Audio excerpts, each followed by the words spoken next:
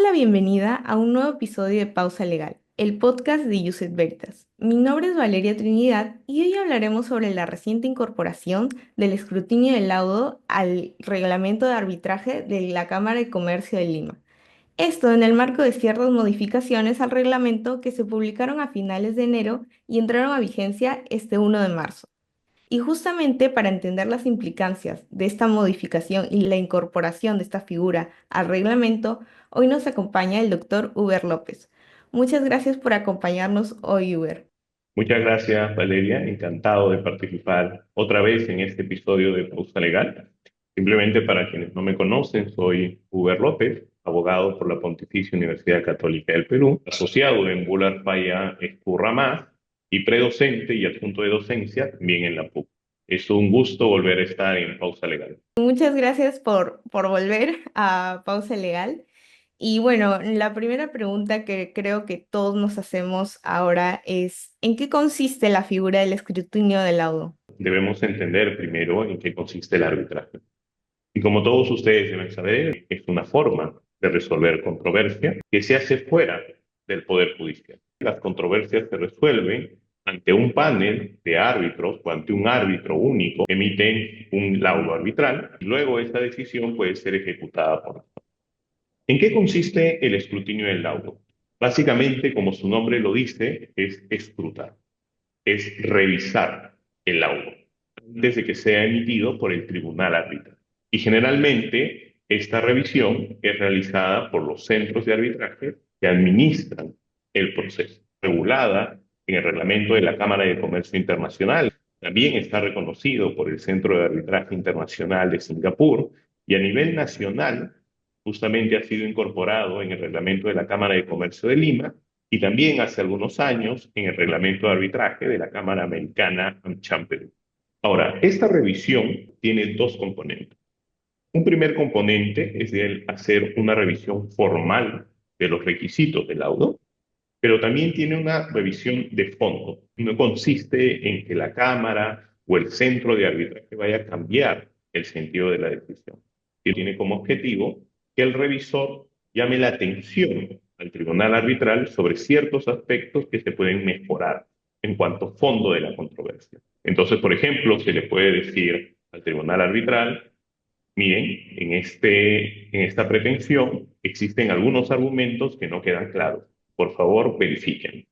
Miren, en este punto hay algunos argumentos que no se han desarrollado. Por favor, amplíenlos, ¿no? En grandes rasgos, el escrutinio del laudo es la revisión de forma y la revisión de fondo, sin intervenir en la independencia de los árbitros, de los laudos que se emiten en el marco de los árbitros. Aunque ya ha sido establecida en otros reglamentos de otras cámaras de comercio a nivel internacional, creo que es una novedad este artículo 39, ¿no?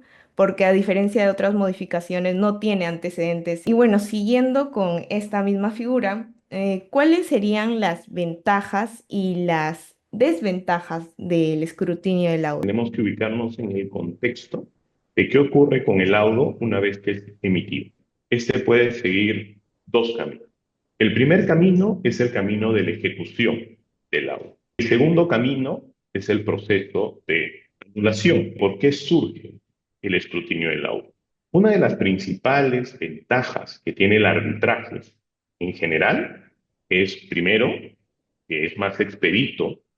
Segundo, es que los laudos arbitrales pueden ser ejecutados más fácilmente que sentencias judiciales. Y tercero, que en principio el laudo arbitral es una decisión que ha sido emitida por árbitros designados por las partes, que las decisiones deberían ser mucho más sustentadas, mucho más especializadas. ¿Qué sucede? Que muchas veces estas ventajas no se materializan. Por ejemplo, existen laudos arbitrales que no pueden ser fácilmente ejecutados. Lo que tienen que hacer las partes es recurrir a un proceso de ejecución. Terminan pasando 3, 4 años. Entonces se pierde todo el sentido del arbitraje, al menos en relación a la característica de ser sede. Ante esta situación, algunos centros de arbitraje, como la Cámara de Comercio Internacional, establecieron un paso previo a la emisión del laudo, que es el escrutinio. Permite que se emitan mejores laudos en cuanto a contenido, más claros, por lo tanto pueden ser más fácilmente ejecutables. más robustos, porque es menos probable que los laudos sean anulados, y que finalmente tienen el objetivo de que las partes no tengan que enfrascarse en discusiones eternas. Incidentalmente también tiene otros beneficios. Las cortes tienen más seguridad al momento de evaluar un laudo, si es que este laudo ha sido escrutado. Tienen mayor confianza en que el contenido del laudo es correcto y se ajusta a derecho, se convierte en un sello de calidad. Ahora, obviamente no todo es color de rosa, también hay ciertos contras. El primero es que irremediablemente el proceso tiene que extenderse un poco más. Pero claro, si uno ve en perspectiva entre demorarme un mes y medio para obtener un mejor laudo y correrme el riesgo de demorarme 4 años o 5 años después en un proceso de ejecución o en un proceso de anulación, parece totalmente lógico que es preferible demorarnos un poco más para tener una mejor decisión. Y el otro contra, va a haber mayores costos que las partes van a tener que asumir, porque ya no solo se está hablando del trabajo de los árbitros, sino también se está hablando de una función adicional que tiene que cumplir el centro de arbitraje. También existen otras críticas diciendo de que esta revisión le quita independencia a los árbitros y al final quienes estarían tomando la decisión final de la controversia serían los centros de arbitraje.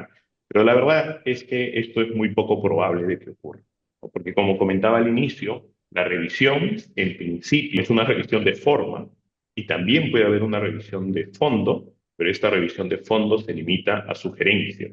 Y luego finalmente, y este sí es un punto muy importante, es la crítica sobre la transparencia del proceso, porque no queda al 100% claro cómo se lleva este proceso. Esto es una importante oportunidad de mejora, estableciendo de forma clara quiénes revisan los laudos, garantizando mecanismos internos para evitar que existan conflictos de interés, ¿no?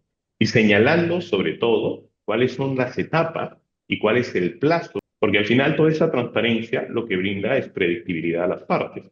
Si existe conocimiento, existe también confianza. Enriquecedor estas dos partes, ¿no? Del escrutinio del laudo, lo que brinda es calidad, ¿no? Pero que también, como usted dice, tiene que tener mejoras, ¿no? Y justamente en comparación a la Cámara Internacional de Comercio y también otros centros de arbitraje, la Cámara de Comercio de Lima ha dispuesto que el escrutinio del laudo sea adaptativa por las partes y también con la aprobación del centro de arbitraje. ¿Qué impacto tendría esta distinción en la resolución de los laudos?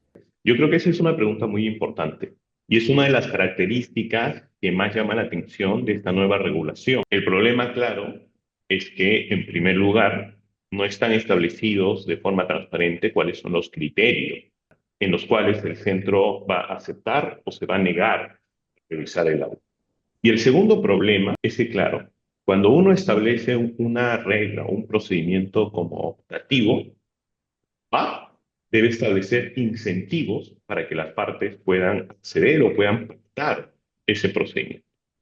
De hecho, probablemente lo que ocurra es que las partes no van a pactar el procedimiento porque no conocen en qué consiste. Y segundo, porque claro, como habíamos comentado hace un momento, el escrutinio del laudo genera que el proceso arbitral se extienda y probablemente también se generen más costos administrativos. Es lo que se genera es que se está incorporando una figura que funciona muy bien a nivel internacional, que es reconocida, que ha demostrado ser muy eficiente, pero que en la práctica no va a ser utilizada por los usuarios. Creo que aquí también es muy importante entender por qué los centros de arbitraje internacionales han pactado el escrutinio del laudo como obligatorio. Y esto tiene que ver con el sello de calidad. Si bien los centros de arbitraje no emiten los laudos, sino que administran el proceso, es verdad que en el mercado se relaciona y se vincula la calidad de una decisión con cuál es el centro arbitral que lo administra. Y la mejor forma de garantizar que las decisiones que tú administras son buenas decisiones es teniendo un procedimiento de escrutinio. Entonces yo creo que efectivamente, tal cual está regulado el escrutinio del laudo en el reglamento de la CCL, genera muchas dudas sobre si en la práctica este procedimiento se va a implementar. Creo que sí es necesario, ¿no? Que la Cámara de Comercio de Lima pueda detallar más eso. Esta obligatoriedad que en consecuencia da calidad es lo que le da reconocimiento a la CCI. En ese sentido de la calidad, ¿de cuál es el impacto de esta figura en las contrataciones con el Estado? El tema del arbitraje y contrataciones con el Estado es bastante complejo. ¿no? Y tiene varias particularidades, tiene que ver con cómo se está llevando en la práctica, ¿no? Y claro, en Perú, la mayoría de arbitrajes, sin duda, son arbitrajes de contrataciones con el Estado, porque es la vía obligatoria a la que tienen que ir los proveedores del Estado y los contratistas del Estado. ¿Cuál es el impacto que puede tener en el escrutinio del laudo en este tipo de arbitrajes? Yo creo que en términos abstractos, el primer beneficio que brinda es que se emiten mejores laudos, pero en el caso particular de contrataciones con el Estado, este mejor laudo es una garantía para el Estado de que la decisión es correcta. No solo ha sido revisada por el tribunal arbitral, sino también por el centro de arbitraje. Y esa confianza que brinda el Estado es un sello de garantía para hacer ejecuciones más céleres, pero también evitar procesos de anulación. Pero como están reguladas las cosas, al menos en los reglamentos de arbitraje de las demás instituciones en Perú, fuera de AmCham y de la CCL, no se incluye el escrutinio del laudo. Aquellas que se llevan bajo la CCL, también es muy poco probable que estén sometidas al escrutinio del laudo, justamente porque la CCL estableció este sistema optativo y no existen incentivos para que el Estado, desde que gestiona el contrato, el proceso de escrutinio del laudo.